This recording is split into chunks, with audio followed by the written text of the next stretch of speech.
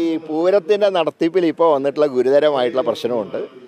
അതിൽ എനിക്ക് തോന്നുന്നത് മുഖ്യമന്ത്രി തന്നെ കേന്ദ്ര ഗവൺമെൻറ്റുമായിട്ട് ബന്ധപ്പെട്ട് ഈ ആചാരങ്ങളും അനുഷ്ഠാനങ്ങളും സംരക്ഷിക്കുന്നൊരു നിയമം പാർലമെൻറ്റിൽ കൊണ്ടുവരുന്നാൽ മാത്രമേ ഈ പ്രശ്നത്തിന് പരിഹാരം ഉണ്ടാവൂ.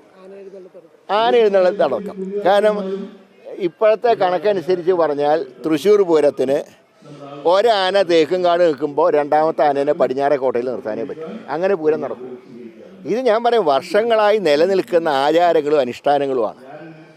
അല്ലാതെ വെറും ആനപ്രേമം മാത്രം. ആനേനെ കഷ്ടപ്പെടുത്തരുത്, തല്ലരുത്, അതൊക്കെ കറക്റ്റാണ് എന്ന് വിചാരിച്ചിട്ട് പൂരത്തിന് എഴുന്നള്ളിക്കരുത്, ആനയ്ക്ക് എയർ കണ്ടീഷൻ വേണമെന്നൊക്കെ പറഞ്ഞാൽ നടക്കുമോ? ആനയ്ക്ക് ഇപ്പം എന്താ പറയുക, ആനേനെ അധികം നടത്താത്തതുകൊണ്ടാണ് പല ആനകൾക്ക് അസുഖം വരുന്നത്. മുമ്പൊക്കെ ആണെങ്കിൽ ലോറിയിലൊന്നും കൊണ്ടുപോയില്ല, ആന നടത്തി കൊണ്ടുപോകുമ്പോൾ ആനയ്ക്ക് ആരോഗ്യത്തിന് നല്ലതായിരിക്കും. പക്ഷേ ഇപ്പോൾ അശാസ്ത്രീയമായിട്ടുള്ള പല കണ്ടുപിടുത്തങ്ങളും പല ഭാഗത്തും നടക്കുന്നുമുണ്ട്. അതുകൊണ്ടാണ് ഇപ്പോൾ ഇതൊക്കെ പരാതി വന്നിട്ടുള്ളത്. ആനകൾക്ക് പരാതിയില്ല, മറ്റു ചിലർക്കാണ് പരാതി. മറ്റു ചിലർക്കാണ് എന്ന് പറയുമ്പോൾ വേറെ വ്യാഖ്യാനം വേണ്ട.